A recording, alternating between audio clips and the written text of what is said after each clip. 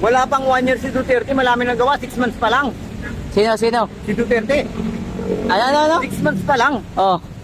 Kasi yun ang pangako niya eh. Kaya nga nagtiwala sa kanyang tao. 6 months, within 6 months, ang Pilipinas, babaguhin niya yung sistema. Oh. Totoo naman. Hindi, sa loob na, naniniwala ka ba tayo sir?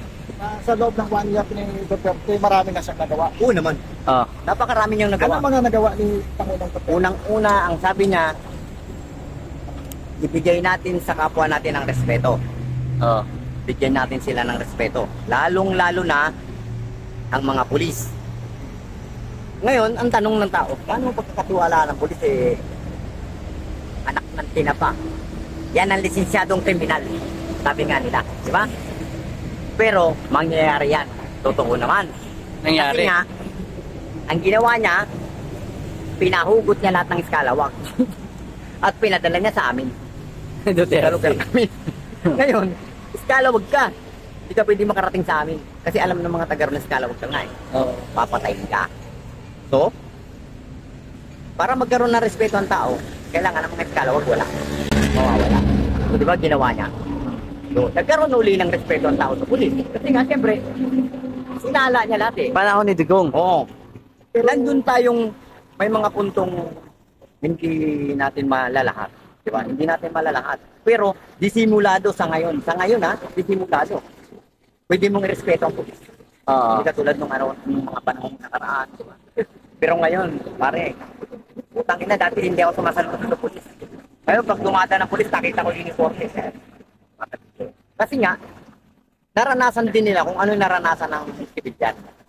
Diba? Pero habang patagal ang pamumuno ni Bongbong Marcos, ano yung nararamdaman mo? Ang nararamdaman ko, Ano yung nakikita mo? May improvement ba or ano what? Ano yung pagkakaiba ng panahon ni Digong? wala eh. Ang laki ng pinagkaiba. Kasi nung kapanahonan ni Rodrigo... Sa loob ng 2 years ni Digong, anong meron? tahimik ang Pilipinas. Nagkaroon ng takot ang tao. Takot sa sarili na baka pag gumawa ako ng kasalanan, mamamatay ako. Yun. Yun, di ba? Yun yung panahon na sabi nga nila, ikaw na ang pinakamatapang na tao kung gagawa ka ng kabalbalan sa kapanahonan ni Digong. Kasi Oh. alam mo sa sarili mo, alam nating lahat Oh. na maaaring ikamatay mo yan. Oo. Diba? Gawa ka na sa buhay mo. Diba? Gawa ka na sa buhay mo.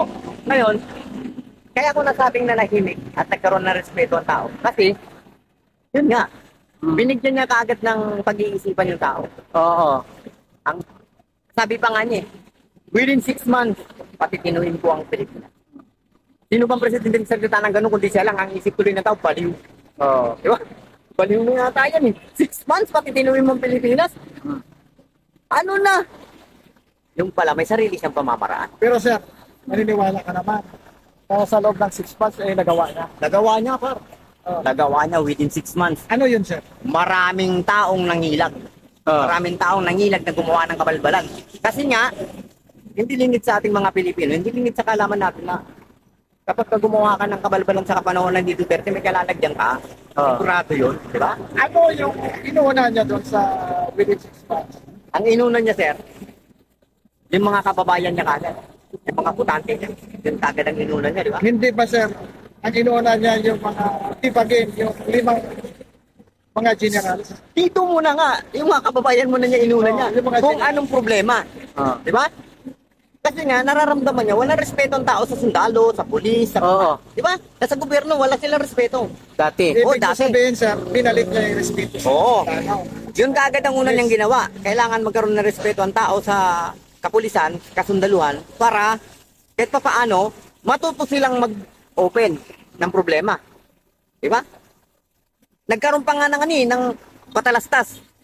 Isumbong mo kay mamang pulis. Kami nang bahala. Di ba? Ngayon, sa sistemang yun, nagawa niya ng paraan ng ganung bagay, utap, kahit matataas na opisyal, ilalatag niya, wala tayong pakailan. Di ba? Samantalang maaari niyang ikapahamak. Pero ginawa niya ng paraan. Ginawa niya ng paraan kung paano maging ganun ang sistema sa pamamalakad niya, sumunod. Para nang sa ganun, ang Pilipino, magkaroon uli ng pag-asa. Panahon ngayon ni Marcos, ano nakikita mo?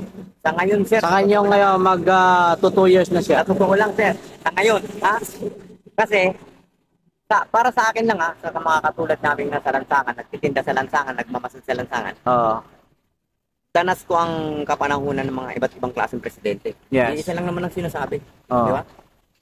Kaya sa tumakbong presidente para tulungan ng Pilipino. Yes. Natupad yon sa salita ni Duterte. Oh, Kapanahon ngayon, na wala na si Duterte, para sa akin hindi ko alam kung anong iisipin ng iba. Para sa akin lang, oo. wala akong nararamdamang pagbabago. Bumalik lang sa dati. Bumalik sa panahon ng Kapanahonan ng ibang presidente. Hindi kay Duterte. Di ba? Bumalik na sa dating kalakaran ng Pilipinas.